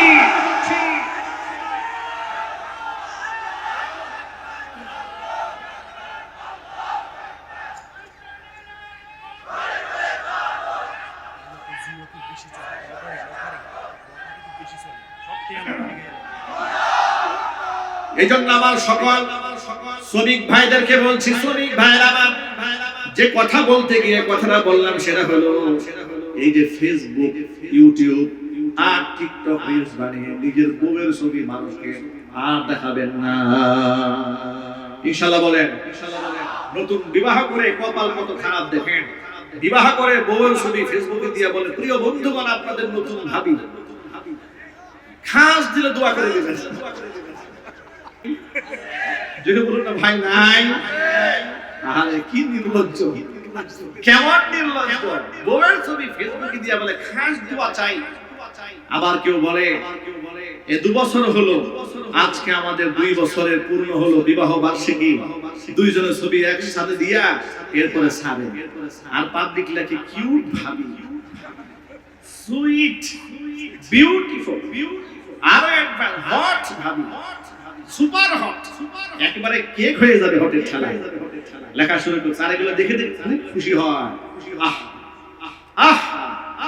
আপনার স্ত্রীর প্রতি কত মানুষ কত বাজে নজর দিয়েছে, একটাবার কল্পনা করেছেন? আপনি না মুসলমান, আপনার তো একটা ব্যক্তিত্ব থাকা উচিত, আপনার তো একটা শাখসিয়ত থাকা উচিত, আপনার তো একটা আভিজাত্য থাকা উচিত। আপনি মুসলমানের সন্তান, আপনি এত বেহায়া, এত নির্লজ্জ যে আপনার স্ত্রীর দিকে মানুষ যৌন সুখে তাকায় আর আপনি এরকম উপভোগ করেন। আমি সকল ভাইদেরকে বলছি, এই কাজটা আজকের পর থেকে আমরা কেউ করব না। বলেন ইনশাআল্লাহ। এই কাজটা কেউ করবেন? একটা হাদিস শোনায়, হুজুর বলেছেন সালাসাতুন কদ হারামাল্লাহু আলাইহিমুল জান্নাহ, তিন শ্রেণীর মানুষের জন্য আল্লাহ তাআলা তার জান্নাতকে হারাম করেছেন। এক নাম্বার হচ্ছে মুদিমিনুল খামর, যারা মদ পান করে তাদের জন্য আল্লাহর জান্নাত হারাম। মাদকের সাথে আমাদের ভাইদের কোনো সম্পর্ক থাকতে পারে না, ইনশাআল্লাহ বলেন। দুই নাম্বার ওয়াল আক, পিতামাতার অবাধ্য সন্তান যারা, তাদের জন্য আল্লাহর জান্নাত হারাম। তিন নাম্বার ওয়াদাইয়ুসুল্লাযী ইউকিরু ফি আহলিহিল খাবাস, ওই দায়ুস পুরুষ যে ব্যক্তি তার অধীনস্থ নারীদেরকে বেপরদায় চালায়, তার জন্য আল্লাহর জান্নাত হালাল না হারাম। তাহলে আজকের পর থেকে আমাদের অধীনস্থ মেয়েদেরকে, মাদেরকে, বোনদেরকে, স্ত্রীদেরকে কখনো আমরা বেপরদায় চলতে দেব না, বলেন ইনশাআল্লাহ। আর মা বোনদেরকে এই কথাটা বোঝা উচিত, আপনি কেন বেপরদায় চলবেন? আপনি আপনার স্বামীর কাছে রানী হয়ে থাকুন, আল্লাহ তাআলা আপনার সংসারে সুখ দেবে, সমৃদ্ধি দেবে, রহমত দিবে, ভালোবাসা দিয়ে আল্লাহ ভরপুর করে দেবেন। আজকে ঘরে ঘরে মারামারি, ঝগড়াঝাটি আছে না নাই? ডিভোর্স বেড়েছে, তালাক বেড়েছে, পরকীয়া একবারে ঘরে ঘরে পৌঁছে। নাউযুবিল্লাহি মিন যালিক। আল্লাহ তাআলা আমার যুবক ভাইদেরকে, আমার মা বোনদেরকে, সকলকে আগামী ভবিষ্যৎকে জঘন্য পাপাচার থেকে হেফাজত করুন। জোরে বলুন আমিন। ভাই আমার মূল কথায় ফিরে আসি, যে কথা বলতে চেয়েছিলাম সেটা হলো, আজকে বর্তমান সমাজের ভিতরে অসংখ্য যুবকেরা নিজের মা বোনদের সম্মান দেয় না, ইজ্জত দেয় না। তারা রাস্তাঘাটের ফুটপাতের সবচেয়ে কম দামি প্রোডাক্টের চাইতে নিজের স্ত্রীকে আরো নিম্নমানের মনে করে। ঠিক না ঠিক? এটা করা যাবে না। আমি আমার সকল যুবক ভাইদেরকে বলি, আজকের পর থেকে বেপরদায় নিজের স্ত্রী সন্তানকে চালাবো না, বলেন ইনশাআল্লাহ। এক ওয়াক্ত নামাজও কাজা হবে না ইনশাআল্লাহ। নবী করিম সাল্লাল্লাহু আলাইহি ওয়াসাল্লাম হাদিসটা বলতেছিলেন, হুজুর বলেছেন তিনটি জিনিস আমার কাছে প্রিয় করা হয়েছে। এক নাম্বার হলো হুব্বিবা ইলাইয়ান নিসা, নারীদেরকে প্রিয় করা হয়েছে। দুই নাম্বার ওয়াত্তিব, সুগন্ধি ব্যবহার করা, আল্লাহর পক্ষ থেকে আমার কাছে প্রিয় করা হয়েছে। তিন নাম্বার ওয়াজুইলাত কুররাতু আইনি ফিস সালাহ, নামাজের মধ্যে আল্লাহ তাআলা আমার চোখের শীতলতা দান করেছেন। দুঃখ নিয়ে বলতে হয় যে নামাজ মুসলমানদের আইডেন্টিটি বহন করে, জাতিসত্তা বহন করে, পরিচয় বহন করে। সমাজের অধিকাংশ মুসলমান সেই নামাজের ব্যাপারে সবচেয়ে গাফেল এবং উদাসীন। ঠিক কিনা বলেন? নামাজ পড়বো কয় ওয়াক্ত ভাই? বলেন ইনশাআল্লাহ। নামাজটা আমার পরিচয়। হুজুর বলেছেন জুইলাত কুররাতু আইনি ফিস সালাহ, নামাজের মাধ্যমে আল্লাহ তাআলা আমার চোখের শীতলতা দান করেছেন। হুজুর বলেন সুবহানাল্লাহ। কোরআন মাজিদ আল্লাহ পাক বলেছেন, ইয়া আইয়ুহাল্লাযীনা আমানুস্তাঈনু বিস-সাবরি ওয়াস-সালাহ ইন্নাল্লাহা মা'আস সাবিরিন। ওই ইমানদারগণ, নামাজের মাধ্যমে এবং ধৈর্যের মাধ্যমে আমার কাছে সাহায্য প্রার্থনা করো, নিশ্চয় আমি আল্লাহ তাআলা ধৈর্যশীলদের সাথে আছি। আল্লাহর হাবিব সাল্লাল্লাহু আলাইহি ওয়াসাল্লাম একটা হাদিসের মধ্যে বলেছেন, আস-সালাতু ইমাদুদ্দিন, নামাজ হচ্ছে দ্বীনের খুঁটি। মানা কামাহা কামাদ্দিন, যে ব্যক্তি নামাজ কায়েম করলো সেই ব্যক্তি দ্বীন কায়েম করলো। ওয়া মান হাদামাহা হাদামাদ্দিন, যে ব্যক্তি নামাজকে ধ্বংস করে দিল সেই ব্যক্তি তার ধর্মকে ধ্বংস করে দিল। আল্লাহর নবী সাল্লাল্লাহু আলাইহি ওয়াসাল্লাম নিজের মেয়ে জামাই আলীকে ডাক দিয়ে বলেন, আলী রে, ইয়া আলী সালাসুন লা তুআখিরহা, তিনটা কাজে বিলম্ব করা যাবে না। হাত উঁচা করে বলেন, কয়টা কাজে? জোরে বলুন, কয়টি কাজে? তিনটি কাজে বিলম্ব করা যাবে না। এক নাম্বার আস-সালাতু ইযা আনাত, নামাজের ওয়াক্ত হয়ে গেল, বিলম্ব করা যাবে না। দুই নাম্বার ওয়াল জানাজাতু ইযা হাদারাত, জানাজা হাজির হয়েছে, ভাষণ দিয়ে টাইম লস করা যাবে না। আমাদের বাংলাদেশের বর্তমান অবস্থা এরকম, জানাজা পড়ার আগে দিয়া নেতা কর্মীদের ভাষণ আছে না না? এটা জোরে বলেন। আচ্ছা, সবার কাছ থেকে মানুষ উপদেশ শুনতে চায়, জোরে বলেন। লাশকে সামনে নিয়ে টাকুর নিচে প্যান্ট করে বক্তব্য দেওয়া শুরু করছে যে প্রিয় ভাইয়ের আমার, বোনের আমার, এখানেও রাজনীতি, সব জায়গায় রাজনীতি, ওয়াজ মাহফিলে রাজনীতি, গানের মঞ্চে গিয়ে রাজনীতি, জানাজার সামনে গিয়েও রাজনীতি, কবরের সামনে গিয়েও রাজনীতি। আছে না নাই? নবী করিম সাল্লাল্লাহু আলাইহি ওয়াসাল্লাম বলেছেন, খবরদার জানাজার সামনে বিলম্ব করবে না, পড়ে ফেলবে। 2 নাম্বার। 3 নাম্বার, ওয়াল আইয়িমু ইদা ওয়াজাদতা লাহা কুফুয়ান। এই পয়েন্টটা যুবক ভাইরা একটু কান খাড়া করে শুনেন, বিশেষ করে গার্জিয়ানরা শুনেন। আল্লাহ পাক বললেন, আল্লাহ রাসূল বললেন, ওয়াল আইয়িমু ইদা ওয়াজাদতা লাহা কুফুয়ান। বিবাহের উপযুক্ত ছেলে মেয়ের জন্য যদি উপযুক্ত পাত্র পাত্রী পেয়ে যাও তাহলে বিলম্ব করা যাবে না, তড়িঘড়ি করে বিবাহ দিয়ে দাও। বিবাহটা সহজ করো, লম্বা লম্বা মোহর ধরে বিবাহকে কঠিন বানিয়ে দিও না। নবী করিম সাল্লাল্লাহু আলাইহি ওয়াসাল্লাম বলেছেন, আইসারুহা ফাউরাতান, সবচেয়ে উত্তম বিবাহ হচ্ছে সেই বিবাহ যেটা একেবারে অল্প খরচে সারা যায়। যদি বলতে পারেন আল্লাহু আকবার। এবার বাস্তব জীবন থেকে আপনাদেরকে একটা গল্প শোনাই।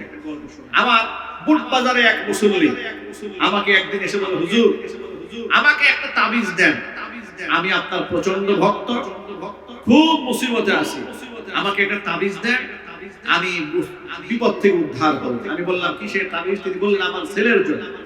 ছেলে কি হয়েছে? আমার ছেলের বয়স 21 বছর। উনি এখন উত্তরাতে একটা প্রাইভেট ইউনিভার্সিটিতে পড়াশোনা করে, কিন্তু ছেলে এমন বেয়ারা হয়েছে, এমন সীমা লঙ্ঘন করে, রাত 2টা বাজে বাড়ি আসে না, 3টা বাজে বাড়ি আসে না, এমনকি মাঝে মাঝে সারা রাতেও বাড়ি আসে না। তা আমাদের একটা মাত্র ছেলে, আমরা বড্ড পেরেশানি থাকি। এমন একটা তাবিজ দিলেন যে তাবিজটা তার গলায় দেওয়া মাত্র বাপ মার এমন বাধ্য হয়ে যাবে, আমরা যাবে তাই শোনা। আমি এই কথা গল্প শোনার পরে তাকে বললাম, আপনি তো আমাকে মহব্বত করে ভালোবাসেন, তাদের জন্য আসছেন, আমি তো তাবিজ কবজ দেই না, এগুলো আমি ব্যবসা করি না, বরং আপনাকে আমি একটা ভালো বুদ্ধি দিই। তিনি বলেন, কি বুদ্ধি? আপনি আপনার ছেলেকে তাড়াতাড়ি একটা বিয়ে করাই দেন। এই কথা শোনার পরে তিনি আমাকে বললেন, হুজুর আমার ছেলের বয়স মাত্র 21 বছর। মাত্র কত বছর? যদি বলি কত বছর?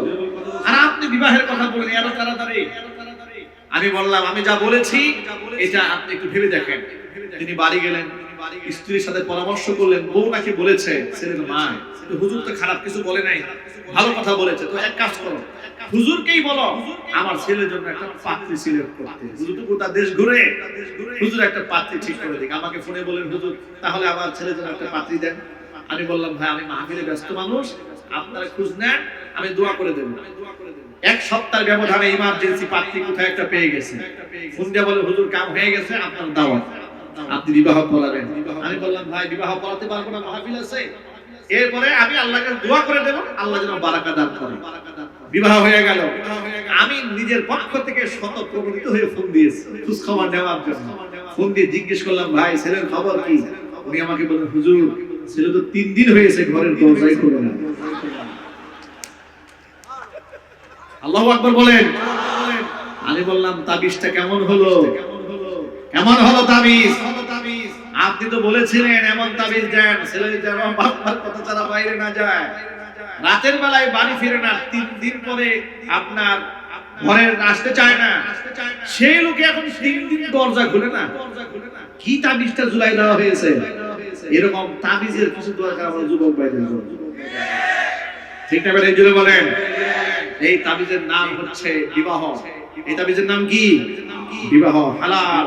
আল্লাহ পাক এর মধ্যে বারাকা দিয়েছেন। কিন্তু যুবক ভাইরা, এই গার্জিয়ানরা এমন কথা বলে, বিবাহের কথা মুখে নিও না, এখন তোমার ক্যারিয়ার গড়ার সময়, তুমি আগে নিজের পায়ে ভালো করে দাঁড়িয়ে নাও, এরপরে বিবাহ করবা। নিজের পায়ে দাঁড়াতে দাঁড়াতে আর ক্যারিয়ার গড়তে গড়তে ক্যারেক্টারে 12টা বেজে গেছে। ঠিক কিনা জোরে বলেন। আমি কুষ্টিয়াতে বহু বছর আগে এক জায়গায় আত্মীয় বাড়ি বেড়াতে গিয়েছি। সেখানে পাশে এক ভদ্র মহিলা, সম্ভব 1992 সালে উনি মাস্টার্স কমপ্লিট করেছেন। ভাইরা সব আমেরিকায় সেটেল, বোনকে বিবাহ দেয়। তারা বলে, আমার বোনের সমতুল্য পাত্রই পাচ্ছি না। সর্বশেষ তিনি এখন বুড়ি হয়ে গেছে, এখন বিবাহের রাস্তাটা সব বন্ধ হয়ে গেছে। এইভাবে যে কত মা বোনেরা সময় হারিয়ে আফসোস করছেন, স্বামী খুঁজে পাচ্ছেন না। কত যুবক বিবাহ করতে করতে 40 ঊর্ধ্ব বয়স হয়ে গেছে, এরপরেও বিবাহের কোনো খোঁজ খবর নাই। কিন্তু দুঃখজনক বাস্তবতা, এই দেশে অনেক অনেক কুফরি আইন আছে। কুফরি আইনের মধ্যে এটা একটা বড় কুফরি আইন, 18 বছর আগে মেয়েকে বিবাহ দেওয়া যাবে না, 21 বছর আগে ছেলে বিবাহ করতে পারবে না। আমরা সরকারের কাছে আবেদন জানাই, এই আইন পরিবর্তন করতে হবে। ঠিক না বেঠিক জোরে বলেন? বাল্য প্রেমের ধোঁয়া তুলে আপনার বিবাহ নিষিদ্ধ করেন, কিন্তু বাল্য বিয়ের কথা শুনলে মাথা নষ্ট হয়, কিন্তু বাল্য প্রেম নিয়ে কারো মাথা ব্যথা নাই কেন? কথা বলে না কেন? বাল্য বিবাহ নিয়ে আপনাদের এত মাথা ব্যথা, কিন্তু বাল্য প্রেম নিয়ে মাথা ব্যথা নাই কেন? আজকে বাল্য প্রেম নিয়ে মাথা ব্যথা না থাকার কারণে ক্লাস 6 এর মেয়েরা বয়ফ্রেন্ড নিয়ে পালায় যাচ্ছে। ঠিক না বেঠিক জোরে বলেন? এই সব কিছু পরিবর্তন হওয়া দরকার। রাষ্ট্রের আমূল পরিবর্তন সাধন না হলে শুধু ওয়াজ নসিহত দিয়ে দেশ ঠান্ডা করা যাবে না। আমূল পরিবর্তনের জন্য মধ্যে মুজাহিদ তরুণ সমাজকে এগিয়ে আসতে হবে, জিহাদের ভূমিকা উত্তীর্ণ হতে হবে, দ্বীনের পথে ঝাঁপিয়ে পড়তে হবে। আল্লাহর কোরআন, আল্লাহর নবীর সুন্নাহ, আল্লাহর আইন জমিনে প্রতিষ্ঠিত করার জন্য সর্বাত্মক প্রচেষ্টা চালিয়ে যেতে হবে। জান মাল সময় উৎসর্গ করে দিতে হবে আল্লাহর দ্বীনের জন্য। পারবো না যুবকরা? ইনশাআল্লাহ যুবকরা পারবো তো ইনশাআল্লাহ। ঈমানের পথে অবিচল থেকে আমার মরণ যেন হয়। জোরে বলেন আমিন। ঈমানের পথে অবিচল থেকে আমার মরণ যেন হয়। তোমারই কাছে বিনতি আমার,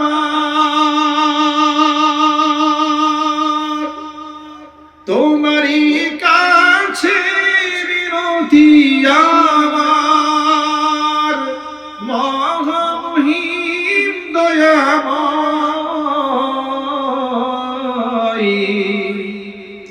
ঈমানের পথে অবিচল থেকে আমার মরণ যেন হয়। ঈমানের পথে অবিচল থেকে আমার মরণ যেন হয়। সকলে বলেন আমিন। ভাইরা আমার, আল্লাহ তাআলা যে বিধানগুলো দিয়েছেন সকল বিধানের উপর ঈমান আনতে হবে। কোরআন বলেছে আফাতুমিনুনা বিবাদিল কিতাবি ওয়া তাকফুরুনা বিবাদ, কিছু অংশের উপর ঈমান আনবে, কিছু অংশ করবে অস্বীকার। ফামা জাযাউ মান ইয়াফআলু যালিকা মিনকুম ইল্লা খিzyun ফিল হায়াতিদ দুনিয়া ওয়া ইয়াওমাল কিয়ামাতি ইউরাদ্দুনা ইলা শাদ্দিল আযাব ওয়া মাল্লাহু বিগাফিলিন আম্মা তা'মালুন।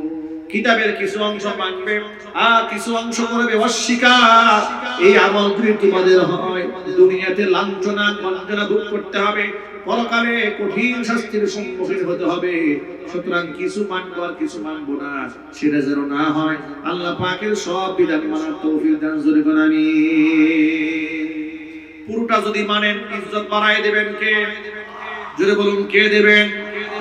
এই যে দেখেন আফগানিস্তানের দিকে তাকায় দেখো, ওরা কিন্তু আমেরিকার চোখে চোখ রেখে কথা বলে, ঠিক না ঠিক? ভারতের চোখে চোখ রেখে কথা বলে। আল্লাহ ইজ্জত কমিয়ে দিয়েছে, ইজ্জত আল্লাহ পাক বাড়িয়ে দিয়েছে।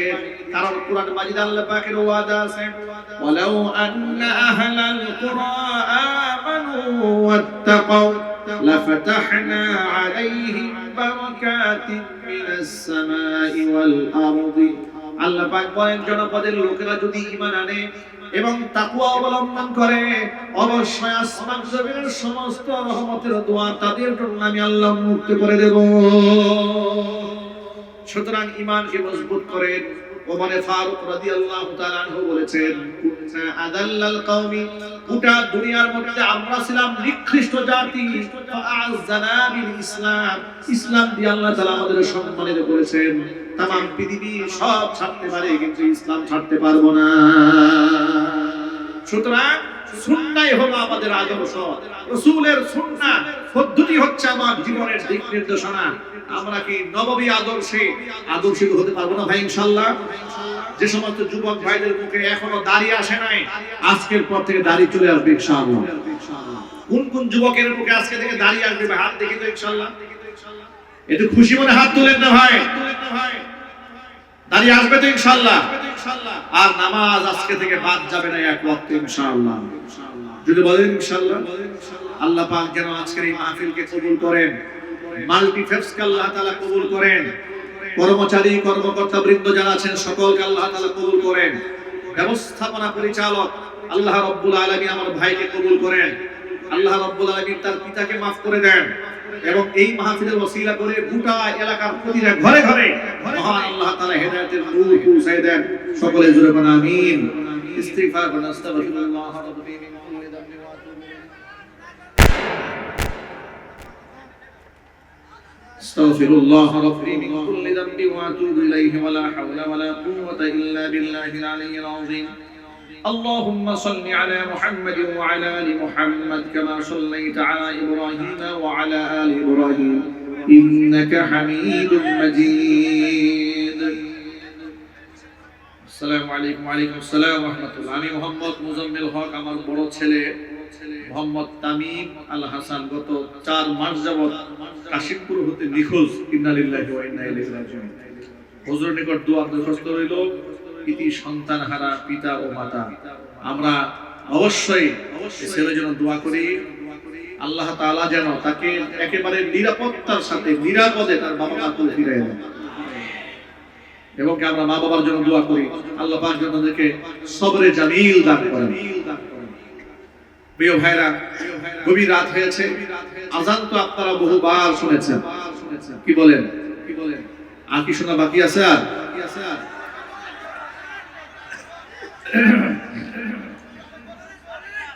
অনেক রাত হয়েছে, একটু সামান্য শোনাচ্ছি। আল্লাহু আকবার, আল্লাহু আকবার, আল্লাহু আকবার,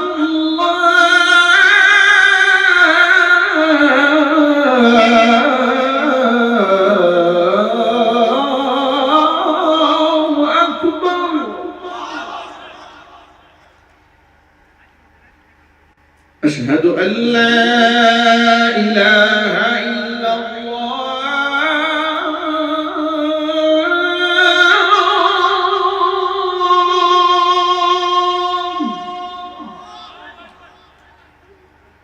أشهد أن لا